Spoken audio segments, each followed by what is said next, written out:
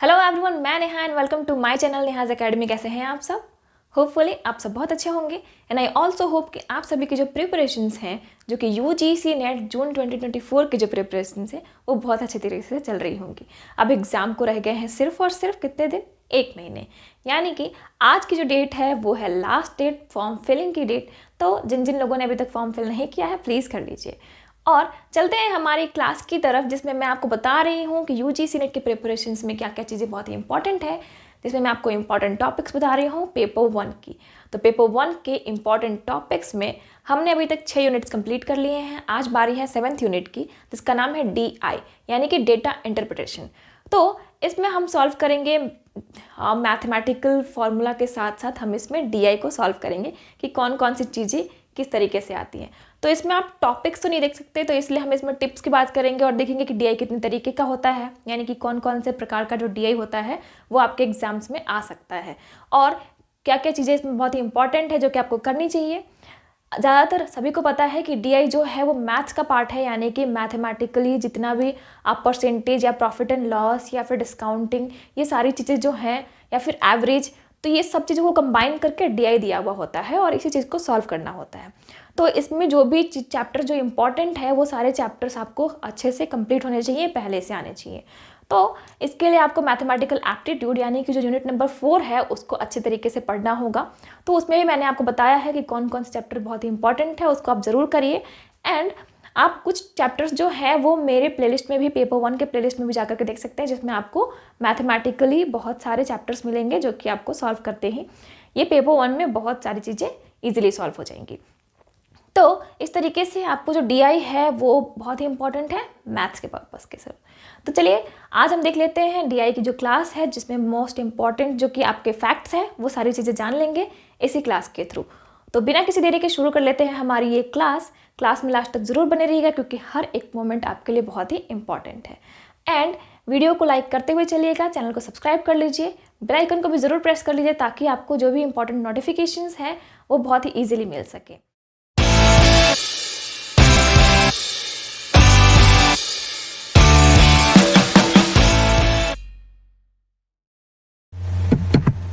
तो चलिए देख लेते हैं हमारी ये क्लास। तो क्लास में सबसे पहले हम ये देखेंगे कि यूजीसी नेट JRF जो है, जो यूजीसी का मतलब क्या होता है। यूजीसी का मतलब होता है यूनिवर्सिटी ग्रांट कमीशन। नेट मतलब नेशनल एलिजिबिलिटी टेस्ट। JRF का फुल फॉर्म होता है जूनियर रिसर्च फेलोशिप।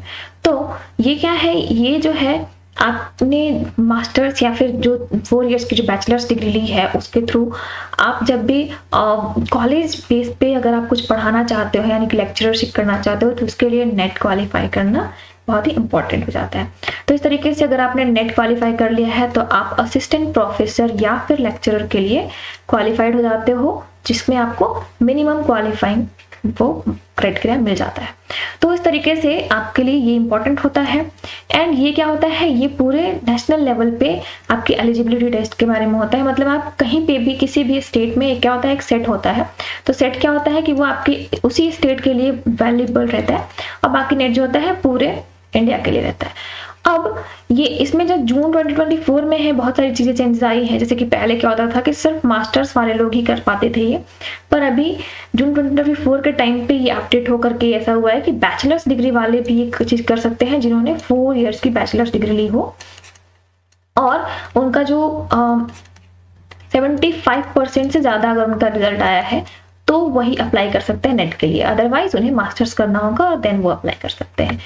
तो और जून 2024 में ये भी चीज़ एक अलग हुआ है कि इस बार एग्जाम जो है आपका ऑफलाइन हो चुका है, यानी कि आपके लिए जो भी ज़्यादा टाइम होता था इसके स्क्रॉल करते रहो, क्वेश्चन को देखते हो, तो वो टाइम आपके लिए इसमें बचने वाला है।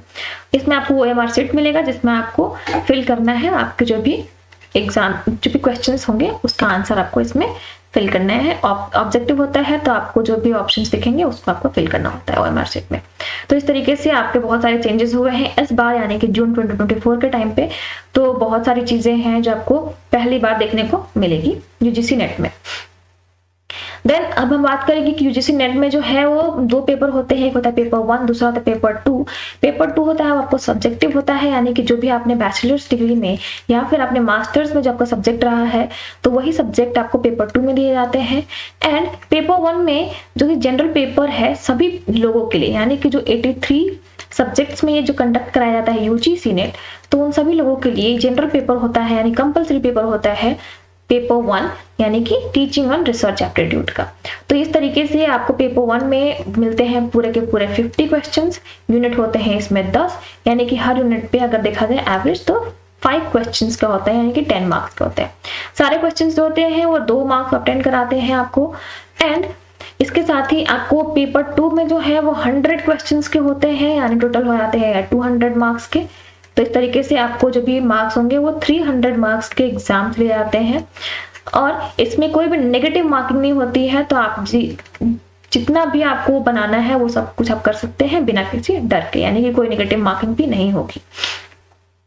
अब पेपर 1 का जो सब्जेक्ट कोड है वो 00 होता है, क्योंकि ये कंपल्सरी पेपर है, जनरल पेपर है, तो ये सभी के लिए होता है, इसमें कोई कोड नहीं होता। और पेपर 2 जो है ये कोडेड होता है, जैसे कि मैंने अगर कॉमर्स किया तो कॉमर्स की होता है कोड 08। तो इस तरीके से जितने भी सब्जेक्ट वाले लोग हैं उन सभी का जो कोड होता है वो अलग अलग होता है, तो सब्जेक्ट कोड होता है उनका। तो इस तरीके से जो मोटा मोटा हमें जानना था कि यूजीसी नेट जेआरएफ में क्या क्या चीजें हैं और ये क्वेश्चंस किस तरीके से आएंगे, वो सारी चीजें हमने यहाँ पर डिस्कस कर ली है। अब हम देखेंगे कि जो हमारा जो पेपर 1 में जो टोटल 10 यूनिट्स है वो कौन कौन से हैं। तो टोटल 10 यूनिट्स जो है वो है ये teaching aptitude, research aptitude, comprehension, communication, mathematical reasoning and aptitude, logical reasoning. तो ये सारे जो टोटल जो 6 यूनिट्स है ये हमने अभी तक कंप्लीट कर लिया है। बाकी आज बारी है डेटा इंटरप्रिटेशन की, यानी कि यूनिट नंबर 7। तो आज हम इसके बारे में जानेंगे कि इसमें हम क्या क्या चीजें ऐसी हैं, इंपॉर्टेंट फैक्ट्स क्या क्या हैं, और इसमें किस किस टाइप के चीजें शामिल होती हैं, मतलब कि डेटा इंटरप्रिटेशन कौन कौन से टाइप का होता है और किस किस टाइप से क्वेश्चंस दिए जा सकते हैं आपको।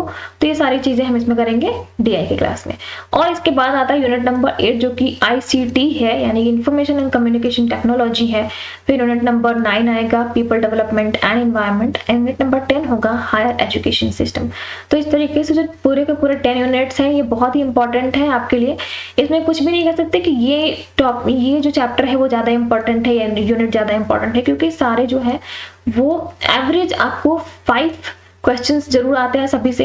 कभी कभी ऐसा होता है कि किसी में अगर कम आ गया तो किसी में ज्यादा आ गया, बट एवरेज हम मान के चल रहे हैं, इसलिए हमें सब कुछ पढ़ना बहुत ही इंपॉर्टेंट है। एक और तो जान लीजिए आप कि अगर पेपर 1 जो है, पेपर 1 हमें पढ़ने की इसलिए जरूरत पड़ती है क्योंकि पेपर 1 हमें बताता है कि हमें जो पढ़ाना है, यानी कि जो भी आप नेशनल लेवल पे आप अगर पढ़ाने के योग्य बनते हैं तो उसमें आपको किस तरीके से क्या पढ़ाना चाहिए। तो पेपर 1 जो है वो बताता है कि कैसे पढ़ाना है, और मतलब इसमें क्या क्या चीजें आपको इंपॉर्टेंट है, आपको कौन सा एनवायरनमेंट लेकर के पढ़ाना है, मतलब किस तरीके से आप स्टूडेंट को पढ़ा रहे हैं। एंड पेपर 2 जो है वो बताता है आपको कि आपको क्या पढ़ाना है, यानी कि आपने जो सब्जेक्ट लिया हुआ है आपको उस सब्जेक्ट को पढ़ाना है, बस उसमें इंक्लूडेड क्या क्या चीजें होंगी और किस तरीके से आपको पढ़ाना है ये पेपर 1 डिसाइड करता है। तो इसीलिए आपको पेपर 1 एंड पेपर 2 पढ़ने की बहुत ही जरूरत होती है, तभी आप इस एग्जाम को क्वालिफाई कर सकते हैं। अदरवाइज अगर आपने किसी तरीके से कर भी लिया है तो फिर बाद में आपको कॉलेजेस में जब आप अप्लाई करने जाते हो तो वहां पर दिक्कत आ सकती है, क्योंकि ये सारी चीजें आपके लिए बहुत ही इंपॉर्टेंट है। तो चलिए देख लेते हैं हमारी जो आज की क्लास है डेटा इंटरप्रिटेशन की क्लास। तो इसका हिंदी मीनिंग होता है डेटा व्याख्या, और ये इसमें आपको क्या क्या चीजें मिलेंगी वो हम देख लेते हैं आगे। तो basically it is a graphical representation of data. मैंने अभी तक जो भी कराया उसमें सिलेबस भी दिखाया, पर इसमें कोई सिलेबस ऐसा कुछ खास नहीं है। इसमें यही है कि आपको जो भी डेटा दिया हुआ होगा उसको कंप्लीटली देखना है और उसके थ्रू काम करना है। तो हम यहीं से शुरू करेंगे कि डेटा हमारे कितने टाइप के होते हैं। तो डेटा इंटरप्रिटेशन जो है वो क्या होता है कि ग्राफिकल रिप्रेजेंटेशन होता है डेटा का, यानी कि कुछ भी चीजें ऐसी दी हुई है जो ग्राफिकल रिप्रेजेंटेशन है, मतलब या तो टेबल फॉर्म में है या तो किसी चीज, मतलब ग्राफ के थ्रू अगर उसको हमने किसी भी डेटा को दिया हुआ है तो वही होता है DI। ठीक है, तो टाइप्स ऑफ डेटा में हम देखते हैं। सबसे पहले हम देखोगे कि डेटा कितने तरीके से होते हैं। तो डेटा जो होता है वो बार चार्ट या बार ग्राफ बोलते हैं उसको। तो पहला होता है बार ग्राफ, दूसरा होता है हिस्टोग्राम्स, तीसरा होता है पाई चार्ट, चौथा टेबल चार्ट एंड पांचवा लाइन चार्ट। तो इस तरीके से डाटा जो है उनके टाइप्स होते हैं कि इतने इतने टाइप के आपसे क्वेश्चंस पूछे जा सकते हैं। इसको हम बारी बारी से देख लेते हैं कि कौन कौन सी चीज़ों को किस तरीके से आपको डिफाइन किया जाता है और आपको कैसे उसके क्वेश्चन सॉल्व करने हैं। अब क्योंकि आपको ये मालूम है कि DI जो है वो मैथ का पार्ट है, मतलब आपको मैथ्स में आपको बहुत सारे चैप्टर्स जो है वो कंप्लीट करने होंगे तभी आप DI कंप्लीट कर सकते हो। बहुत सारे चैप्टर का मतलब है कि आपको एवरेज कंप्लीट होना चाहिए, प्रॉफिट एंड लॉस कंप्लीट होना चाहिए, परसेंटेज कंप्लीट होना चाहिए। ये 3 चीजें जो है बहुत ही इंपॉर्टेंट है। प्लस में आपका एडिशन जो है, ऐड करने की जो कैपेसिटी है वो बहुत अच्छी होनी चाहिए, एडिशन एंड सब्ट्रैक्शन की कैपेसिटी जो है, क्योंकि आपको ये बार बार मिलेगा। वैसे तो मैथ्स इन्हीं चारों चीजों से मिलकर ही बना है, addition, subtraction, multiplication and division, ये चारों चीजें ही घूमती फिरती रहती है। तो ये चारों चीजें अगर आपको बहुत ही जल्दी जल्दी कंप्लीटली हो जाता है, बहुत ही आसानी तरीके से हो जाता है, एक्यूरेसी बहुत अच्छी है आपकी, तो आप मैथ्स बहुत अच्छे से कर सकते हो। तो चलिए देख लेते हैं। सबसे पहला जो हमारा आता है वो क्या है, बार ग्राफ। तो बार ग्राफ किस तरीके से आपको देखने को मिलेगा, तो यहाँ एक लाइनिंग पीछे बनी हुई होगी, लाइनिंग नहीं भी अगर दी हुई है तो बस आपको ये सामने इस तरीके से दिया हुआ होगा। इसमें क्या है, इसमें नीचे में आपको कुछ भी नहीं दिया, ये सिर्फ दिया हुआ है कि ये A है, ये B है, ये C है, ये D है, मतलब नीचे की कोई कैलकुलेशन नहीं है, ये बस इसका आइडेंटिफिकेशन है। एंड इसमें आपको दिया हुआ होगा कि A की जो कैपेबिलिटी है वो 2.4 कैपेबिलिटी है, B की जो कैपेबिलिटी है 4.4, C की कैपेबिलिटी 1.8, D की कैपेबिलिटी 2.8। तो इस तरीके से आपको कोई भी एक ग्राफ दिया हुआ होगा, बार ग्राफ, और इसके अकॉर्डिंग आपको कुछ क्वेश्चंस पूछे जा सकते हैं कि अगर पूछा जाए कि A एंड D के बीच का डिफरेंस बताइए। अब ये जो दिया हुआ पॉइंट में आपको यहाँ पर हो सकता है दिया हुआ हो कि ये पॉइंट नहीं है, ये लाख में आता है, ठीक है। तो ये इसका ये लाख दिया हुआ है, मतलब कि 2.4 लाख, 2.8 लाख, 4.4 लाख, इस तरीके से। अब इसी में आपको बोला जाएगा कि A एंड D के बीच का जो प्रोपोर्शंस है, रेशियो है, मतलब इसमें आपको एवरेज रेशियो भी बहुत इंपॉर्टेंट है, इसमें रेशियो भी कंप्लीट करना चाहिए आपको। परसेंटेज तो बहुत ही ज्यादा इंपॉर्टेंट है, क्योंकि हर आपको एक नई चीज में आपको परसेंटेज दिया हुआ रहेगा। कभी कभी आपको इसमें simple interest and compound interest के भी क्वेश्चंस दिए हुए हैं, मतलब बहुत सारी चीजें ऐसी है। ये पूरा का पूरा मैथ्स में जो भी चैप्टर आपको दिया हुआ है ना, यूनिट नंबर 4 में, वो सारी चीजें आपको इसमें मिक्स करके दी जा सकती है। तो ये बहुत ही इंपॉर्टेंट चीज है, आपको ये कंप्लीट करना होगा। खासकर आपको ज्यादातर ये 3 चीजें देखने को मिलती हैं, परसेंटेज के साथ पार्ट ही होता है प्रॉफिट एंड लॉस, तो ये सब चीज इसी में आ जाती है। तो इस तरीके से आपको ये तीनों चीजें बहुत ही इंपॉर्टेंट है, कंप्लीट करनी होगी। ये आप बिल्कुल कंप्लीट करिए, बहुत ही अच्छे तरीके से कंप्लीट किया। अगर कुछ नहीं समझ में आता तो जरूर कमेंट में पूछिए, मैं आपको इसका प्रॉपर एक सोल्यूशन के साथ बेसिक्स दूंगी। अब बात कर लेते हैं जो सेकंड है वो क्या है, हिस्टोग्राम। अब हिस्टोग्राम क्या है, आपको सेम चीजें यहाँ पर मिलेंगी, इसी तरीके से मिलेंगी, पर आपको हिस्टोग्राम में क्या है कि ये जो है इसकी फ्रीक्वेंसी आपने देखी होगी। जब भी आप स्टैटिस्टिक्स करते हो तो उसमें आपने देखा होगा x की वैल्यू दी हुई होती है 30 to 35, 35 to 40, 40 to 45, इस तरीके से आपको दी होती है। तो ये इसी तरीके से आप हिस्टोग्राम के थ्रू ही उसको दिखा सकते हो, उसको शो कर सकते हो। तो आप यहाँ पर कुछ अलग चीजें दी हुई है, मतलब इस तरफ से भी कैलकुलेशन हो, उस तरफ से भी है। अब आपको दिया हुआ है कि मान के चलो ये जो एज दिया हुआ है कि 30 से लेकर के 35 के एज वाले लोग 4 है, तो ये क्या दिया हुआ है यहाँ पर, ये जो नंबर्स दिए हुए हैं ये नंबर्स ऑफ, मान के चलो यहाँ डेज की जगह पे पर्सन दिया हुआ होता अगर, तो इस तरीके से है। वैसे यहाँ पे नंबर ऑफ डेज में आपको यहाँ पर ये क्या है, ये टेम्परेचर के बारे में बात कर रहा है कि मतलब कि 30 से 35 डिग्री के बीच में टेम्परेचर जो है वो 4 दिनों का था, फिर 3 दिन हो गए 35 से 40 डेज के बीच का टेम्परेचर। तो इस तरीके से आपको दिया हुआ है। अब आपसे क्वेश्चंस इसी के बीच में से आपको क्वेश्चंस कर देगा कि आप बताओ जो 40 से 50 के बीच का जो डिग्री है, मतलब जितने दिनों का है उतने दिनों में, और 35 से 40 के बीच के दिनों का ऐड करो, देन उसके बाद 30 से 35 एंड 40 से 45 वालों को ऐड करो, फिर उसका रेशियो निकालो, इन दोनों के बीच का डिफरेंस निकालो। फिर अगर से आपको बाहर से भी कुछ डेटा दिया जाता है कि अगर 4 दिनों का कैलकुलेशन अगर हम डे के अकॉर्डिंग कुछ अलग से करते हैं, जैसे कि मान लो 500 मान के चले, तो आप बताओ कि जो ये 45 से 50 का बीच का है वो कितना होगा। तो ये मैं बहुत ही सिंपल बोल रही हूँ, बहुत ही ज्यादा सिंपल। आपको मैंने DI का जितना भी मैंने बहुत सारे क्लासेस कराई हैं, आपको पेपर 1 में प्लेलिस्ट में मिल जाएगा, आप प्लीज उसको देखिए। आपको वहाँ पे DI पे कैसे सोल्यूशन करते हैं, कैसे सॉल्व करते हैं, वो सारी चीजें आपको वहाँ पे जरूर देखने को मिलेंगी। पर मैं आपको यहाँ पे समझा रही हूँ कि किस तरीके से क्वेश्चंस दिए जा सकते हैं और कौन कौन से टाइप के आपको डीआई का जो पार्ट है वो कंप्लीटली दिया हुआ रहेगा। तो फर्स्ट पार्ट हो गया पैराग्राफ, जो कि आपको इस तरीके से देखने को मिलता है। सेकंड में आता है हिस्टोग्राम, जो कि आपको इस तरीके से देखने को मिलेगा।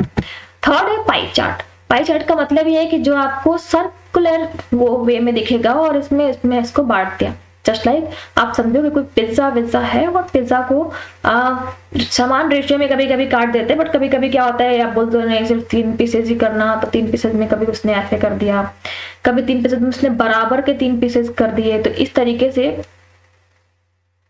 आपको मतलब पाई चार्ट का मतलब होता है कि आपको सर्कुलर वेव को डिवाइड कर दिया गया है, अब उसको भी अलग अलग चीजों में दे दिया गया है। तो ये भी होता है डीआई का पार्ट, यानी कि आपको पाई चार्ट के थ्रू भी दिया जाता है। अब इसमें आप देखोगे कि 8.2 इसका वो है, ठीक है। अब 3.2 ये है, 1.4 इसको मिला हुआ है, 1.2 इसको मिला, मान के चलो इसको ए बोल दिया, इसको बी बोल दिया, इसको सी बोल दिया, इसको डी बोल दिया। अब चारों को मिला करके जितना बनता है, फिर इसमें भी आपको रेशियो पूछ सकता है कि रेशियो बताओ। हो सकता है परसेंटेज पूछे कि आप बताओ कि डी जो है वो ए का कितना परसेंटेज है, या फिर ए जो है वो बी का कितना परसेंटेज है। तो ये सारी चीजें रेशियो वाइज, परसेंटेज वाइज। अब मान के चलो कभी कभी एवरेज भी पूछ सकता है आपको कि एबीसीडी का जो एवरेज है वो बताओ, कभी ए एंड बी का एवरेज और सी एंड डी के बीच का एवरेज का डिफरेंस बताओ। तो ये सारी चीजें जो है आपको घुमा फिरा करके क्वेश्चन दे सकता है। क्वेश्चन को आप 1 से 2 बार जरूर पढ़िए, ताकि तभी आप इस क्वेश्चन को सॉल्व कर सकते हैं। तो अभी तक आपने देखा कि जो 3 तरीके से होता है, इसमें आपको डिग्री वाइज जरूर दे सकता है। अगर आपको पाई चार्ट दे तो डिग्री इसमें बहुत ही इंपॉर्टेंट होती है। आपको मालूम है कि कोई भी एक सर्कल है वो कितना डिग्री बनाता है, 360 डिग्री बनाता है। तो इस तरीके से आपको उसको डिवाइड करना होता है। तो आप इसको सॉल्व करें तो ये ध्यान में रख के करें कि पूरा का पूरा जो है 360 डिग्री है। तो अभी आप जब भी 8.2 को अगर डिवाइड कर रहे हैं, अगर डिग्री में पूछते हैं आपसे क्वेश्चन कि इसका डिग्री बताओ, ए का डिग्री कितना होगा, तो 8.2 के अकॉर्डिंग 360 डिग्री को आपको बांटना है और देखना है कि किस तरीके से यहाँ पे कितनी डिग्री आएगी। तो इस तरीके से आपको डीआई में ऐसे कैसे क्वेश्चन पूछे जा सकते हैं। फिर हम देख लेते हैं नेक्स्ट जो है वो है टेबल चार्ट। टेबल चार्ट में आपको मिलेगा इस तरीके से टेबल मिलेंगे। ये बहुत ही इजी मेथड होता है, इसमें टेबल्स मिल जाते हैं आपको और टेबल के अकॉर्डिंग आपसे क्वेश्चंस किए जाते हैं। इन सारे क्वेश्चंस में भी आपको ज्यादातर यही सब देखने को मिलेगा, एवरेज, परसेंटेज, डिफरेंस, रेशियो। तो ये सारी चीजें आपको देखने को मिल सकती हैं इन सब चीजों में। तो इस तरीके से आपको आप देख पा रहे हो कि ए जो सीडी है उसमें ग्रेजुएट इतने लोग होते हैं, तो पोस्ट ग्रेजुएट इतने लोग हो रहे हैं। तो इस तरीके से आपको दिया हुआ है। जितने बड़े बड़े नंबर्स होंगे ना, उतना बड़ा बड़ा कैलकुलेशन करना होगा आपको, और इसीलिए आपको कैलकुलेशन स्पीड जो है वो स्टार्टिंग से ही आपको बना के रखनी होगी। अगर अभी तक आपने नहीं बनाई है तो अभी से बनाना शुरू कर दीजिए। प्रैक्टिस जो है वो आपको बहुत ही जल्दी कामयाबी की तरफ ले जाता है, तो आप ये कर सकते हैं। फिर आते हैं हम, तो लास्ट है हमारा लाइन चार्ट। लाइन चार्ट यानी कि जो यहाँ पे लाइंस दी हुई है और इसी के थ्रू आपको यहाँ बताया गया है कि जो पॉइंट्स जो हैं यहाँ पर डिनोट कर रहे हैं कि 2007 में जो है वो अर्बन लोगों के पास कितनी चीजें, अर्बन जो है मतलब शहरी लोगों के पास कितना वो था। इसको आप किसी भी चीज को डिफाइन कर सकते हैं कि अर्बन लोगों के पास कितनी चीजें पहुंच पा रही हैं। अगर आप अनाज की बात कर लो या फिर कुछ भी चीजों की बात कर लो, उसी तरीके से रूरल लोगों के पास कहाँ कहाँ तक पहुंच रही है। तो इस तरीके से पॉइंट्स किया हुआ है और यही चीज को आपको क्या करना है, देखना होता है कि ये कहाँ आ रहा है। ये अगर 80 पे आ रहा है तो 2009 वाले लोगों के लिए 80 है। तो इस तरीके से आपको इसमें ज्यादा मेहनत लगती है आपको कि पहले आपको डिफाइन करके लिख देना होता है किनारे, एंड देन उसके अकॉर्डिंग जो भी क्वेश्चन पूछे जाएंगे वो आपको सॉल्व करना है। इंटरप्रेट करने का मतलब ही होता है कि आपको जो डेटा दिया हुआ है उसको व्याख्या करना, उसकी व्याख्या करना है। तो उसकी व्याख्या आप कैसे करोगे, मतलब आप पहले उसको अच्छे तरीके से समझो, यानी कि जो भी कोडेड दिया हुआ है इसको आप डिकोड करो एंड देन आप क्वेश्चंस की तरफ जाओ। और फिर उन क्वेश्चंस को 1 से 2 बार जरूर पढ़िए और फिर क्वेश्चन को सॉल्व करिए। आप बहुत ही अच्छे तरीके से क्वेश्चन को सॉल्व कर लेंगे। डीआई जो है वो आपके लिए एक्यूरेसी का पार्ट है,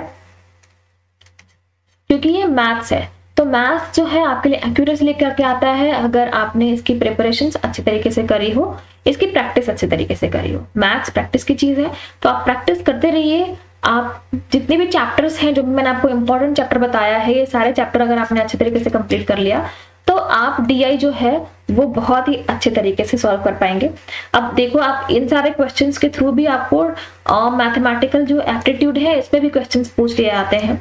तो आप समझो कि मैथ्स जो है वो आपको ये 3 एंड देन ये 5, यानी कि टोटल जो 8 क्वेश्चंस की भागीदारी रखता है मैथ्स। मतलब अगर आपने मैथ सॉल्व किया तो आप 8 क्वेश्चंस सॉल्व कर पा रहे हो। एंड ये जो 8 क्वेश्चंस है यानी कि 16 मार्क्स। तो आप सोचो, आपने एक चीज की प्रिपरेशन की और आपको 16 मार्क्स मिल रहे हैं, ये बहुत बड़ी बात है। तो इस चीज की प्रिपरेशन आपको जरूर करनी चाहिए, बहुत ही अच्छी तरीके से करनी चाहिए। प्रैक्टिस करते रहिए, आप सफलता की तरफ जरूर बढ़ेंगे। तो चलिए आज की क्लास यहीं पे खत्म करते हैं एंड होपफुली आपको ये सारी चीजें समझ में आई होंगी कि DI में जो है क्या क्या चीजें इंपॉर्टेंट है और क्या क्या चीजें हैं।